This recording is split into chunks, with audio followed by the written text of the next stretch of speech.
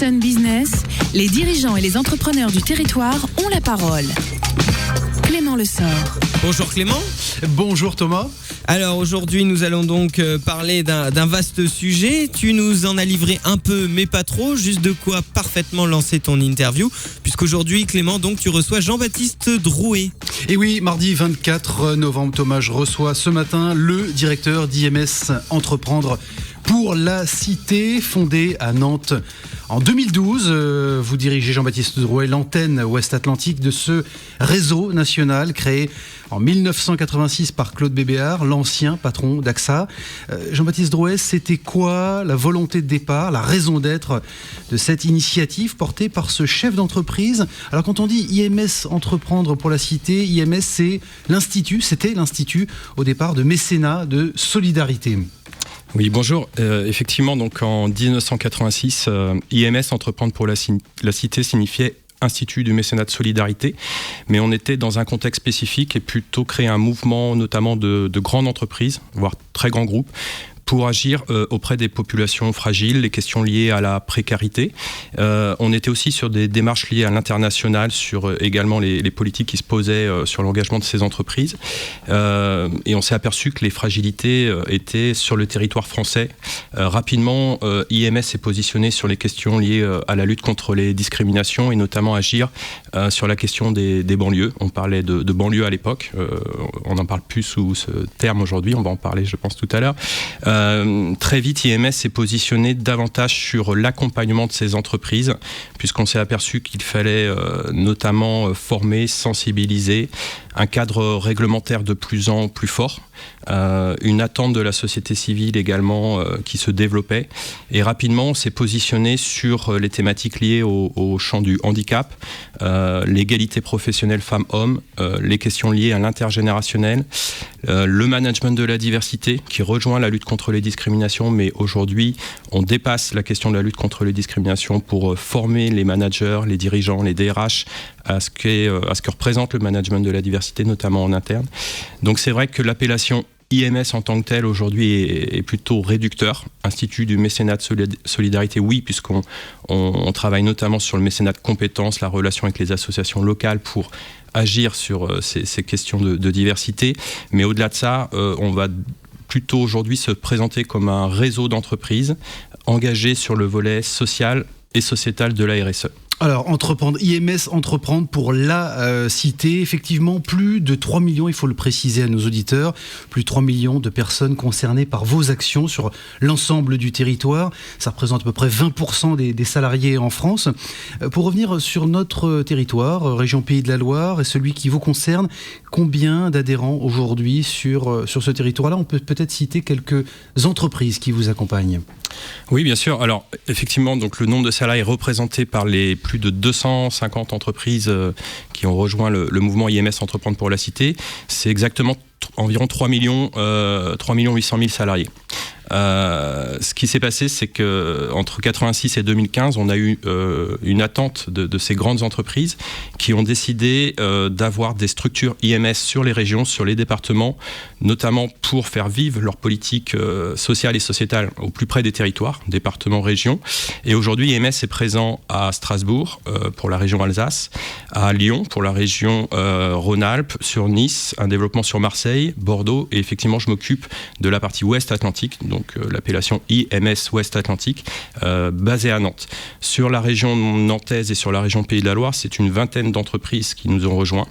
À côté de ça, des PME, des entreprises de taille intermédiaire qui participent à la fois à la vie de réseau, aux actions tournées vers les publics, les quelques noms qu'on peut citer, et c'est là où on doit travailler, le groupe La Poste, Bouygues Bâtiment Grand Ouest, BNPPF, qui est donc la branche au niveau de CTLM, le groupe Adéco, et puis localement des entreprises comme Yannette, comme Armor, puisque le PDG d'Armor a rejoint le conseil d'administration national, monsieur de Boredon.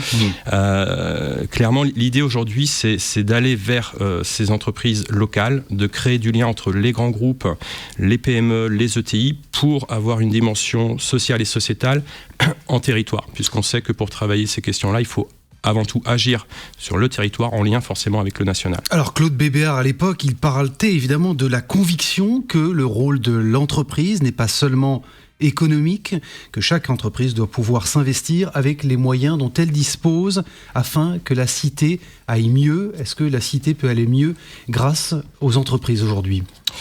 Aujourd'hui, je dirais que la façon dont on peut poser l'engagement sur le social et sociétal, c'est d'une part que les choses évoluent. L'attente de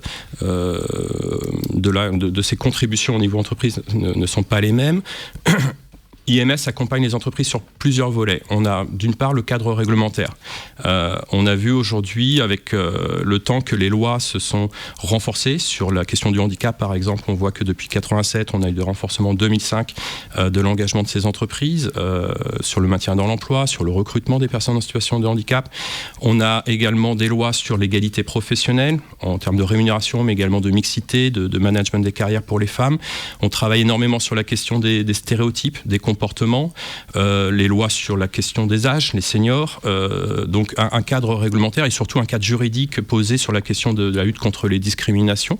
Aujourd'hui, on a un cadre légal avec une responsabilité morale, une responsabilité physique dans le monde de l'entreprise pour respecter la loi et ne pas discriminer.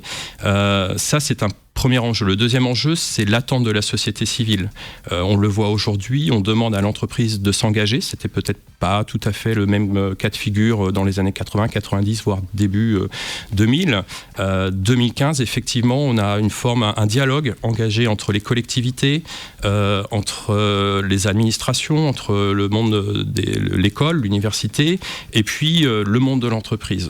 Que ce soit les grands groupes, les ETI, les PME, on demande à l'entreprise de s'engager sur son territoire avec des actions concrètes. C'est ce que IMS met en place avec, par exemple, des relations auprès des associations locales, auprès des publics des quartiers dits prioritaires, auprès des publics en situation de handicap. Donc, on engage. Et puis, je dirais que le troisième enjeu, c'est clairement l'attente des personnes, des individus, et notamment des salariés. Le rapport au travail change. On parle aujourd'hui du management responsable, on parle de l'implication des salariés, on va parler d'un engagement sociétal de l'entreprise, et je crois que les salariés aujourd'hui souhaitent voir leur entreprise se poser des questions, contribuer aux attentes de la société civile. Donc je pense que ces trois dimensions font que les choses ne sont pas les mêmes, et IMS est un facilitateur, un mouvement d'entreprise pour former, sensibiliser, accompagner, proposer des actions, puisqu'on a effectivement ces attentes qu'on recense aujourd'hui. Alors des entreprises qui ont compris également, Jean-Baptiste Drouet, qu'elles avaient besoin d'un environnement sain pour développer aussi du business, et avant tout, finalement, c'est d'abord très intéressé comme démarche. Alors, c'est une question qu'on nous pose souvent. Pourquoi s'engager auprès d'IMS ? Pourquoi s'engager auprès de réseaux d'entreprises comme les nôtres ? Ou pourquoi également rejoindre le mouvement de la charte de la diversité ? On n'est pas déconnecté des enjeux de performance économique, clairement. Maintenant, il faut créer les ponts, les passerelles entre ce que sont les enjeux RH, je disais attente de la société civile, bien-être des collaborateurs, management responsable. C'est pas pour nous quelque chose de déconnecté avec la performance économique. Au contraire, ça devient une condition nécessaire. On sait aujourd'hui qu'une entreprise engagée sur les politiques de management de la diversité, on va voir une baisse de l'absentéisme, du turnover. C'est une façon d'être plus attractif. C'est une façon de trouver de nouvelles compétences. On en parlera peut-être sur la question des quartiers dits prioritaires, mais l'idée, c'est aussi de diversifier ses équipes. On sait qu'une entreprise qui recrute sur des profils différents innove plus rapidement aujourd'hui. C'est une façon de se faire reconnaître, la marque employeur, de trouver de nouveaux clients, de se différencier peut-être aussi des autres, et puis effectivement de répondre aux attentes des consommateurs. Aujourd'hui, on sait que les consommateurs attendent un engagement aussi des entreprises. Donc voilà, tout ça fait en sorte que les choses effectivement évoluent, mais évidemment l'engagement social et sociétal de nos entreprises, ce ne sont pas des choses déconnectées de la performance économique. Alors vous avez parlé également, et vous avez évoqué la lutte contre les discriminations, la charte de la diversité, il faut qu'on en parle. Elle incite depuis son lancement en octobre 2004 les entreprises à garantir la promotion et le respect de la diversité dans leurs effectifs. En la signant, ces entreprises s'engagent à lutter contre toute forme de discrimination et à mettre en place une démarche en faveur de cette diversité. Comment est-ce que vous voyez les choses évoluer, Jean-Baptiste Drouet, spécifiquement sur notre territoire ? Alors, pour faire le zoom sur la charte de la diversité, donc effectivement, cette charte a été initiée à l'époque, en 2004, par Claude Bébéar et Yazid Sabeg, et un mouvement national d'entreprises qui s'engageait spécifiquement à l'époque sur les questions liées à la lutte contre les discriminations. En 2005, il fallait une association, une structure pour pouvoir héberger cette charte. Et aujourd'hui, le secrétariat général de la charte de la diversité est hébergé par IMS Entreprendre pour la Cité. Cette charte a grandi, plus de 3000 signataires aujourd'hui. L'idée, c'était également de pouvoir faire vivre cette charte dans les régions, très localement, et proposer des actions concrètes. Est-ce qu'il y a des secteurs d'activité qui sont plus concernés aujourd'hui par ces questions, ceux qu'il faut peut-être considérer encore comme des mauvais élèves ? Alors, je dirais que non. Par rapport à cette charte, elle a été au contraire comprise plutôt comme un mouvement. Donc on retrouve une diversité d'entreprises en termes de taille, des grands groupes, des TPE, des toutes petites structures. Peut-être où il y a moins de contrôle d'ailleurs, et dans les plus petites structures, c'est là que les dérives sont plus envisageables que dans les grands groupes. Alors il y a deux choses. C'est effectivement, il y a certainement plus de réglementation selon la taille des entreprises. Le cadre juridique n'est pas le même, mais le danger pour les grands groupes, c'est de faire vivre ces politiques diversité. Et on peut être un grand groupe et avoir une petite agence, une antenne au fin fond d'un département qui peut tomber sous le coup de la loi, puisqu'elle peut discriminer. À l'inverse, les petites structures sont peut-être moins regardées et en même temps peuvent être aussi très actives. Donc l'idée, c'est plutôt d'avoir une démarche territoriale, un dialogue là aussi entre ces grandes entreprises, ces TPE, ces PME, pour agir sur les questions liées au management de la diversité et lutte contre les discriminations. Alors les questions d'accès à l'emploi et notamment la filière numérique, je voudrais qu'on en parle. C'est un formidable levier et vous le considérez évidemment, vous le prenez très au sérieux.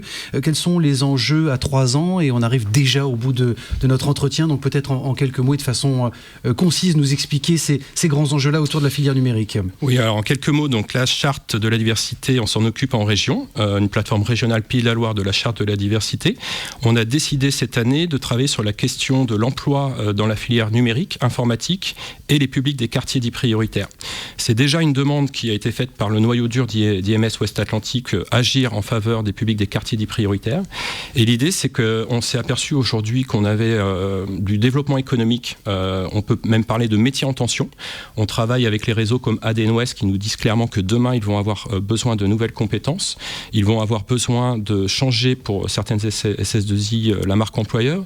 Et on s'est dit qu'il fallait créer un débat sur la question de ce développement économique, les publics des quartiers dits prioritaires parfois éloignés de ces questions-là.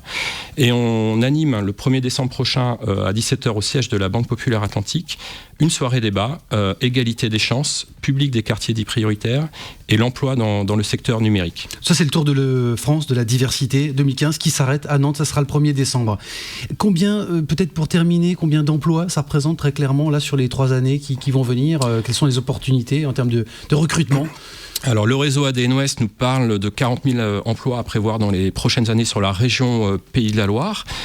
C'est clairement un métier en tension et du côté IMS, on souhaite dès 2016 proposer des actions, des passerelles, des rencontres entre des dirigeants du secteur SS2I, des managers, des salariés du secteur informatique, ouvrir les portes aussi des événements locaux, je pense à la Web Today, des lieux également comme la cantine numérique, et proposer effectivement au public quartier dit prioritaire, notamment demandeurs d'emploi, de venir vers ces milieux, vers le milieu de l'informatique et du numérique pour appréhender ce secteur. Jean-Baptiste Drouet, il est le directeur d'IMS Entreprendre pour la Cité Ouest Atlantique et il a choisi, comme chaque mardi, mon invité, quelques morceaux de musique à suivre de notre interview. Exactement, Clément. Merci déjà Jean-Baptiste Drouet d'avoir été avec nous ce matin. Merci à toi, Clément. L'interview, évidemment, pourra se retrouver sur le site de la radio dans la rubrique Sun Replay et sur YouTube et Dailymotion. Et concernant les titres qu'a choisi ton invité Clément, ce seront des Américains qui chanteront une chanson qui s'appelle Nantes et après on parlera d'un groupe nantais qui chantera en français, tout simplement. Voilà pour la playlist Myson Business de ce mardi 24 novembre.